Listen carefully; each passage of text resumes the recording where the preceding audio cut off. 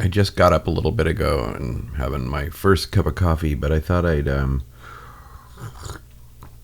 record some of the recent acquisitions I made from thrift stores and record stores. Kind of a practice I have of just taking everything I've got like throughout the week and list them on Discogs, and then figure out where I'm going to put them in my collection, and which ones I'm going to set aside to use for a radio show and stuff. And some of them were Discog finds, and one of those is this series of 7-inch records, all of them covers of Hawkwind songs by various artists. One of them is Kinski, a band from Seattle, doing Master of the Universe, Bardo Pond doing Lord of Light, Mudhoney doing a version of Urban Gorilla, and then Mugstar, who I've never heard of before, doing Born to Go. And of course Acid Mother's Temple and Cosmic Inferno do Brainstorm, and a group called White Hills do Be Yourself. So yeah, a bunch of cool Hawkwind covers. And I actually got that one in Discogs. I've been looking at them and finally found a dealer that had all of them and made it a little cheaper, and they're affordable, but more than I would normally pay for a 7-inch record. But those are going to be fun.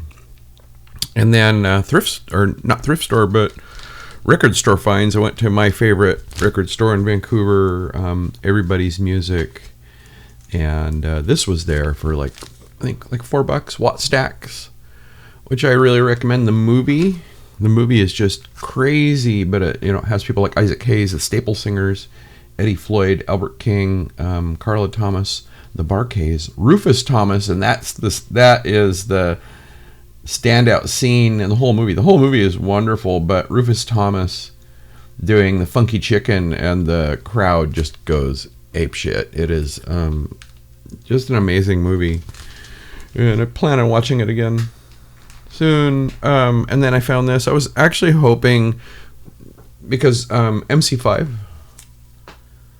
Wayne Kramer, just passed away this week. I did a little tribute on my show. I've never heard this album, and this is a 2002 reissue of an album. I believe it came out in 1971. Maybe their last album. MC5. Wayne Kramer, amazing guitarist, and had real rock star presence too, and amazing guy, amazing life and career, and did a stint in prison, and then founded a really cool charity called Jail Guitar Doors that provided musical instruments to prisoners, and just a neat guy. And he did a lot of videos showing people how to play and things like that, and just super nice, gracious person. It's really hit me in the gut that he died, because MC5's Kick Out the Jams was one of those first records I bought by myself as a kid at a thrift store for nothing, and I would play the side A over and over at maximum volume. Just amazing rock and roll record, which needs no introduction here, but I wish I could find that. It's used to be really ubiquitous in used record stores, and now and often their copies are hammered, but I would love to just get a regular player copy. I've been thinking about this lately. I don't collect records. I don't collect records to the point where I worry about the condition and the resellability, and I play records, and I'm a radio DJ, so my records are like workhorses, and they get the shit beat out of them, unfortunately. And with the exception of a few just really precious records to me, I don't treat my records real super well. I don't, I just don't. I play them.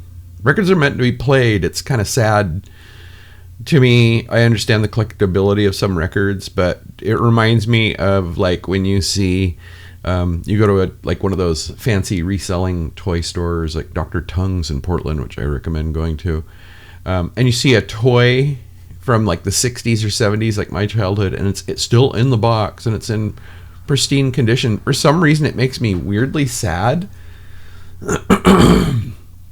because that toy didn't get played. Some maybe asshole anal retentive parent made them put it in a box and put it away, and some kids did that too. I understand that, but a toy that isn't played with seems really sad. It's like that baby shoes never worn, And I feel that way about records. Not that I want purposely beat the shit out of my records, but I play my records, and sorry, when my kids inherit my records, they're not going to be worth as much as when I bought them, probably. Or maybe they will. I'm not super slovenly, but, when you play records as a DJ, shit gets out of hand, and you throw stuff, and stuff drops, and, you suddenly realize you got to cue something up because something's ending and you didn't anticipate it. And you might drop a record and bend the corner of the cover or something. It's not pretty. And if you're one of those people that just shrieks when somebody destroys the hype stickers on a record, I'm probably not somebody you ever want to hang around. And then I found this also for really in the cheap bin, or in the cheap area of everybody's, and I just had to have it because it has Leonard Nimoy, Paul Winter, Paul Haley, Whales Alive, narration by Leonard Nimoy, and the voices of humpback whales. So I had to have that. And then, but this is a total thrift store find, and I find really wacko records sometimes at a charity thrift store in my town called Retails that does they service the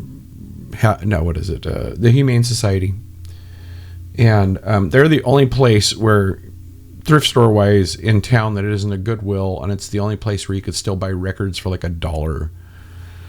And their bins usually are overflowing with those all those easy listening, beautiful music records that are so ubiquitous. But every once in a while you find something really weird, and I found this one, which is Beauty, Glamour, and Personality Holiday Magic Facial Exercises. So this is going to be a fun record to play. I haven't even played it yet. It's going to be funny, I think. I hope, and maybe we'll translate to radio. And then CDs. I've been really fortunate to find really cool CDs at Goodwill. I like CDs, and I'm really enjoying finding CDs at Goodwills recently because CDs are like $2. So like what records should be. I mean, it's ridiculous that a easy listening record at Goodwill goes for $4, and they're those ubiquitous records. I call them garbage records, not because the music is bad. They're usually not.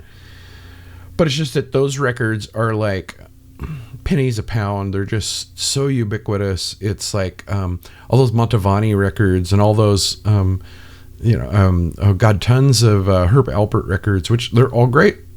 I think that's great music, and it's fun to explore those records, but they're just so plentiful. And Goodwill, in their infinite wisdom, prices all vinyl records at $4 or more, regardless of what it is.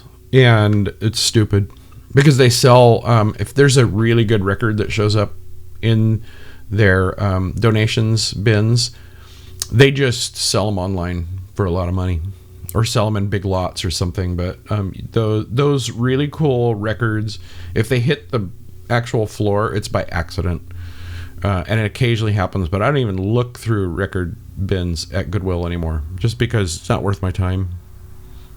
And I'm at that age too, where it's like I get down to look at those records and it takes me like an hour to stand up again.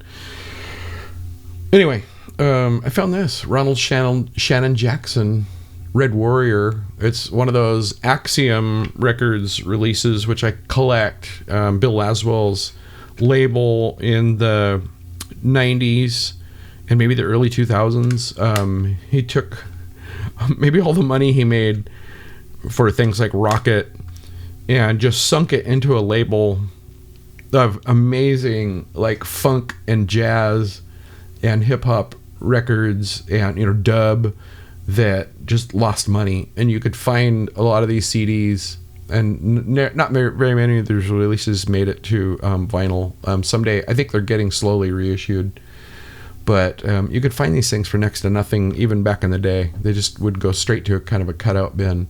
But Ronald Shannon Jackson, jazz drummer and blues drummer, and was in the incredible Last Exit with Sonny Sharrock and Peter Brotzman and Bill Laswell. But this is a cool album. It doesn't have any of those, too many of the Bill Laswell regulars in it, but Bill Laswell does play on it.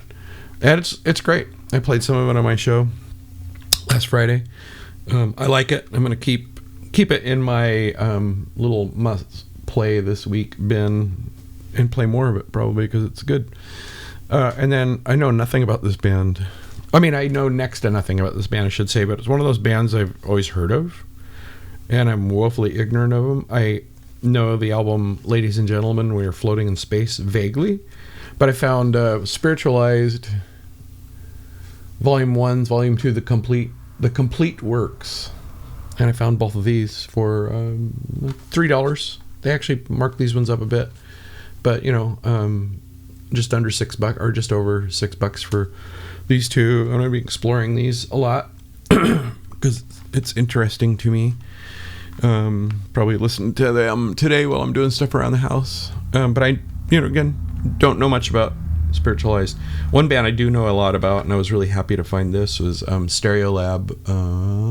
There it is. The Audiac Quintet, which I'm not super familiar with. I love Stereolab. I am really familiar with their earliest stuff, but not so much their latest stuff, but I try to keep up, and I really, I've always enjoyed Stereolab a lot, so this will be a fun one, and I'm sure I'll play it on my radio show, that I'm going to be adding all that stuff to my Discogs listing. I do that.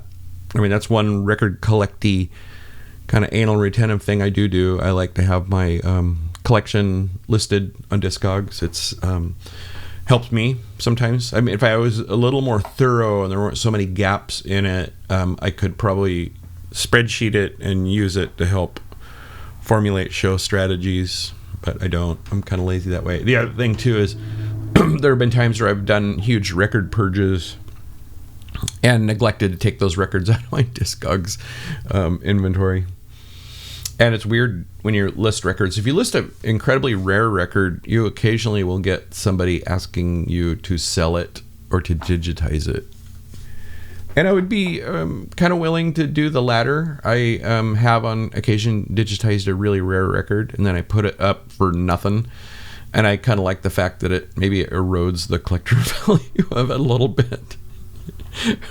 Because I don't know, collector snobs sort of piss me off. I think the music should be shared, within reason. You're not violating anybody's copyright. But like when you have a really rare record, I feel like it should be shared and not hoarded.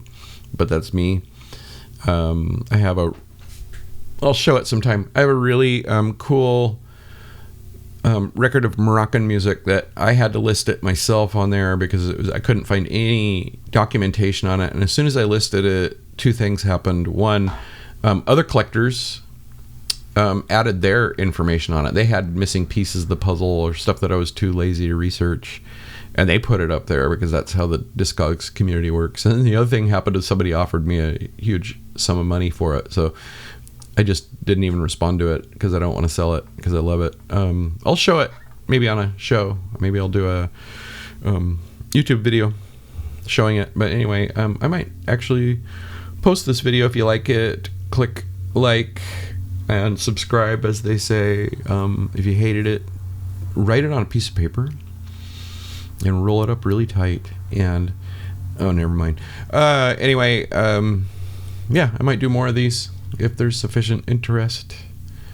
Anyway, that's me adding stuff to my Discogs. Bye.